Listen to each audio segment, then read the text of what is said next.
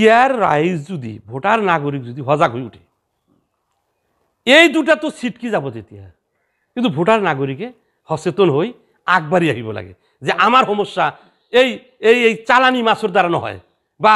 বাহিৰৰ পৰা অহা কোনো ক্যান্ডিডেটৰ দ্বাৰা প্ৰাৰ্থীৰ দ্বাৰা আমাৰ সমস্যা যেহেতু ৭৫ বছৰই সমাধা হোৱা নাই গতি এতিয়া আৰু ৰকিবুল নিজৰ ঠাইত হাস কৰা নাই বদৰুদ্দিন নিজৰ ঠাইত হাস কৰা নাই আহি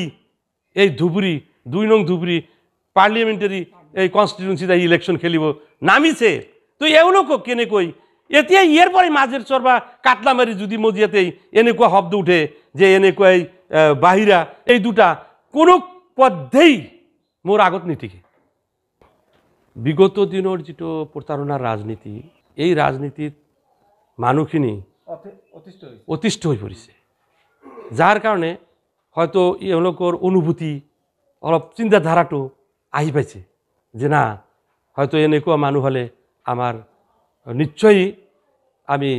উদ্ধার পাম মুক্তি পাম এওঁলোকে এইটো এটা দাবী মোক করার অধিকার এওঁলোকৰ আছে আৰু তেওঁলোকৰ দাবীৰ পৰিপ্ৰেক্ষিতত মই কৈ আছো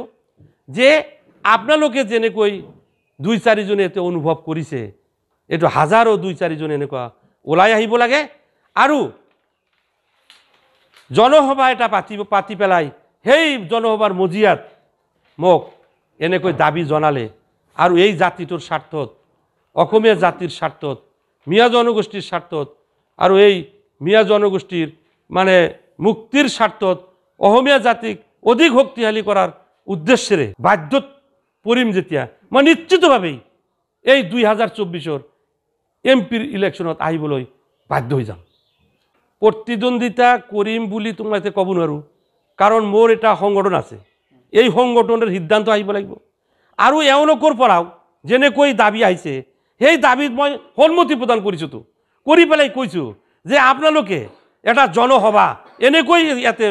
অনুষ্ঠিত কৰক যি জনসভাৰ জৰিয়তে মই বাধ্যত পৰি আজিৰ এই কথাৰ উত্তৰ দিব পাৰো আৰু সন্মতি প্ৰকাশ কৰি আপোনালোকৰ পৰা মুক্তি ল'ব পাৰো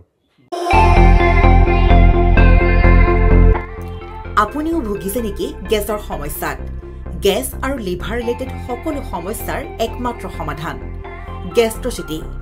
বডজম এচিডিটি ফেটি লিভাৰ পাইলছকে আদি কৰি ভিন্ন গেছৰ সমস্যাৰ সমাধানৰ বাবে কেৱল আপোনাৰ কাষত গেষ্ট্ৰচিটি